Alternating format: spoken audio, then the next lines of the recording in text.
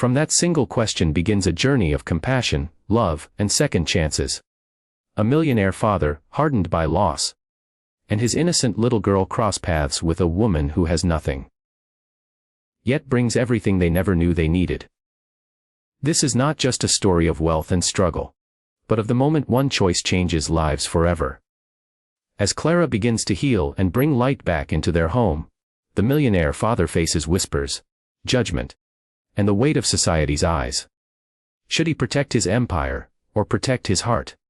Should he let her go, or admit that without her, his family would never be whole? This chapter will test loyalty, love, and courage, proving that true wealth is never found in money, but in the people we choose to hold close. "Daddy? Why is she sleeping here?" The little girl's soft voice echoed in the cold night air, innocent eyes wide as she tugged on her father's hand. The man froze. He had been too lost in his own thoughts, his mind busy calculating numbers, deals, and the endless demands of being one of the city's youngest millionaires. Yet, that simple question pierced him like no business deal ever could. He followed his daughter's gaze. There, under the dim light of a broken street lamp, a woman sat curled on a bench. Her hair tangled, her coat thin and torn. She wasn't sleeping comfortably. She was shivering, holding her knees close, fighting to keep herself awake. The man almost looked away. He wasn't the kind to involve himself in strangers' troubles. But his daughter wouldn't let go. She squeezed his hand again, her eyes pleading. "Daddy, she looks so cold.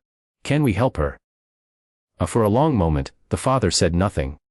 He was a man who had built walls around his heart since the day his wife, the love of his life, had died, leaving him with a newborn daughter.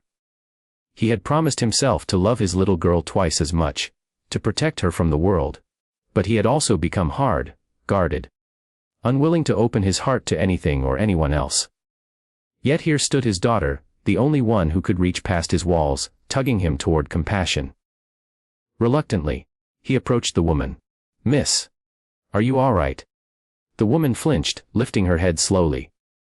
Her eyes were wary but still carried a spark of pride. She opened her mouth to respond but stopped when she saw the little girl, who was already kneeling beside her.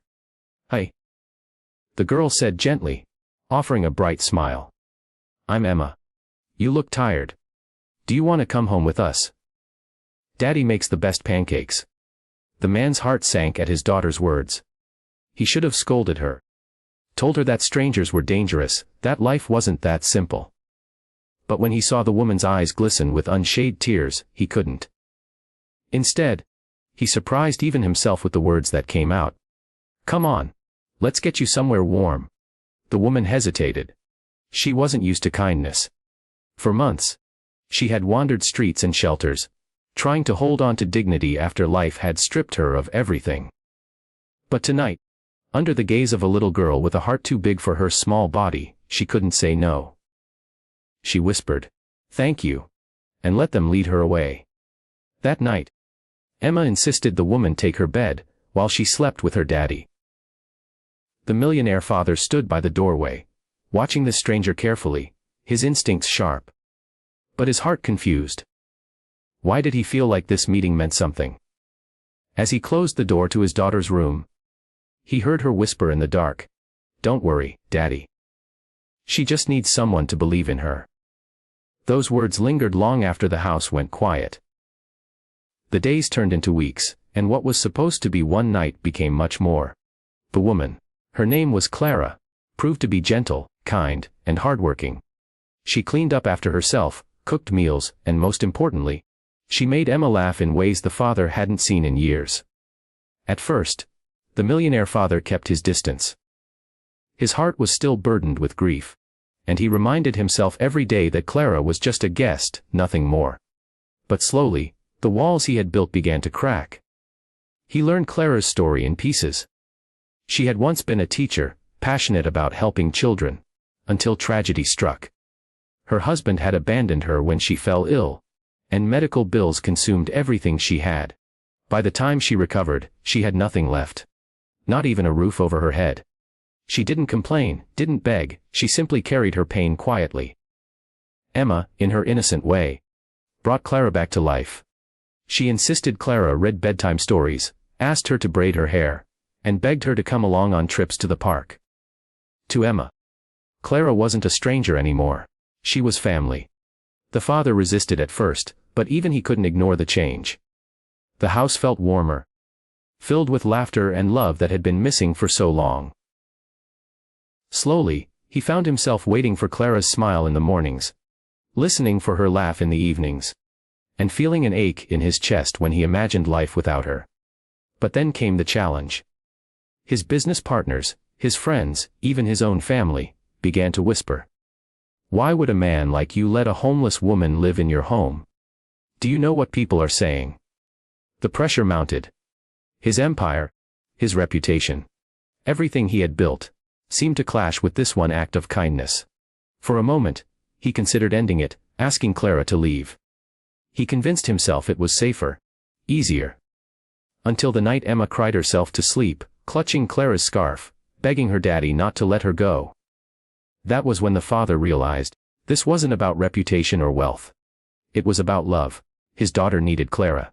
And, if he was honest, so did he, so he made a choice. For once, he would put his heart above business. At dinner the next evening, with Emma watching eagerly, he turned to Clara. "You don't have to leave. This house, this family, it's your home now too, if you'll have it." Clara's eyes filled with tears, and Emma squealed with joy, hugging them both. In that moment, the millionaire single dad understood something he had forgotten long ago. Wealth wasn't about numbers in a bank. It was about love, compassion, and the people you hold close. From then on, their lives intertwined like pieces of a broken puzzle coming together. Clara regained her strength and joy. The father learned to open his heart again. And Emma grew up surrounded by love from not just one, but two parents. And every time they passed that old street lamp, Emma would whisper, "Daddy, I'm glad we found her." The father would smile, squeezing her hand, silently agreeing that sometimes, the most unexpected encounters lead to the greatest blessings. True wealth is not measured in money or possessions, but in the kindness we show, the hearts we heal, and the family we build.